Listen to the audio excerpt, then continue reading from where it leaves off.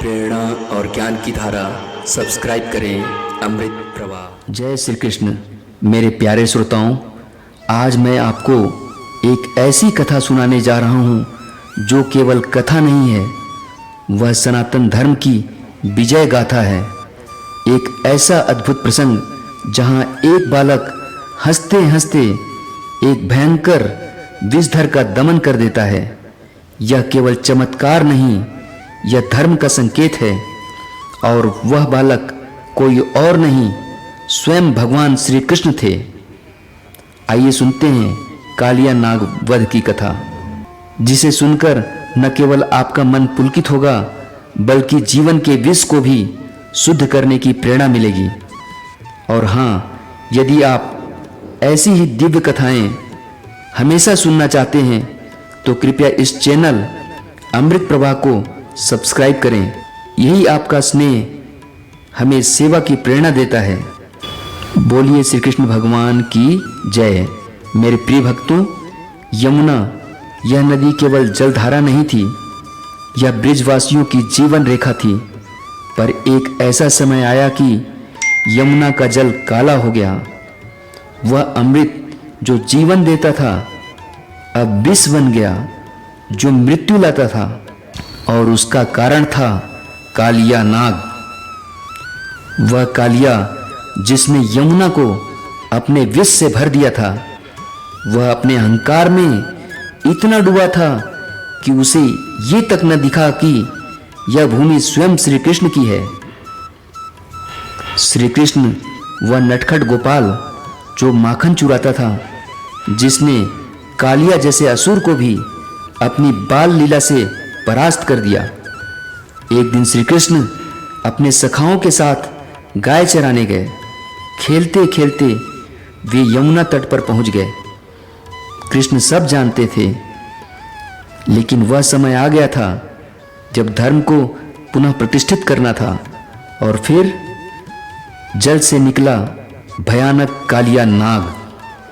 5 सिर, फुफकार ऐसी कि वृक्ष झड़ने लगे, जल खोलने लगे और गोपालों की सांसें रुक जाएं। क्या आप कल्पना कर सकते हैं, एक छोटा सा बालक, आंखों में तेज, होठों पे मुस्कान और हृदय में परम साहस। गोपियां रो रही थी, यशोदा अचेत हो रही थी, ब्रिजवासी कांप रहे थे। पर कृष्ण धीरे धीरे नदी की ओर चले गए। और जैसे ही उन्होंने छलांग लगाई, जल का रंग बदल गया, क्योंकि अब जल में नहीं, स्वयं नारायण थे। कालिया ने श्री कृष्ण को अपनी भुजाओं में जकड़ लिया। गोकुल में क्रंदन छा गया, लाला डूब गया, सब यही कहने लगे। पर क्या कोई भगवान को बांध सकता है? श्री कृष्ण ने मुस्कुराते हुए कालिया की छाती पर पांव रखा और आरंभ हुआ वह दिव्य नृत्य।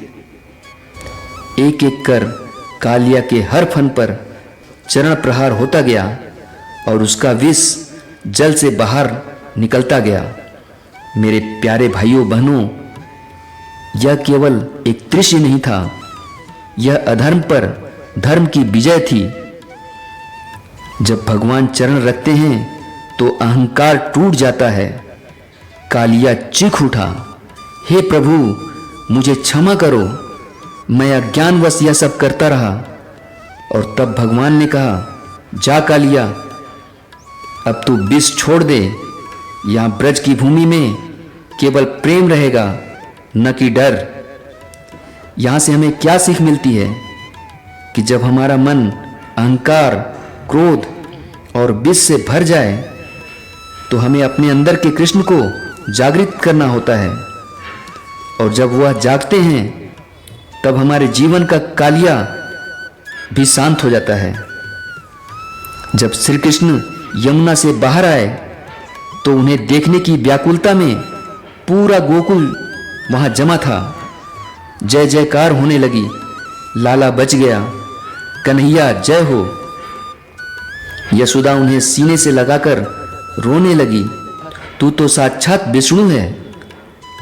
प्रिय श्रोताओं, जब तक हमारे हृदय में श्रद्धा, प्रेम और भक्ति का प्रवाह रहेगा, तब तक हर कालिया हारता रहेगा।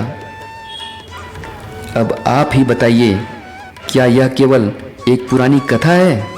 नहीं, यह जीवन का दर्शन है। कालिया वह विष है जो हमारे भीतर पलता है। ईर्ष्या, अहंकार, द्वेष, भय। और श्री कृष्ण वह प्रकाश हैं जो उस अंधकार को समाप्त करते हैं। अगर आप अपने जीवन में शांति चाहते हैं तो श्री कृष्ण को बुलाइए, उन्हें प्रेम से पुकारिए। हे नंदलाला, मेरे मन में बसे रहो और मेरे अंतर के कालिया को शांत करो। प्रिय श्रोताओं, यदि आपको यह कथा ज्ञान, भक्ति और प्रेरणा से भर गई हो तो कृपया इस चैनल अमृत प्रवाह को सब्सक्राइब करें। यह चैनल आपके लिए है। हर सप्ताह धर्म, गीता, रामायण, शिव पुराण और जीवन की सच्ची शिक्षाएं लेकर आता है। और अंत में बोलिए, श्री कृष्ण भगवान की जय।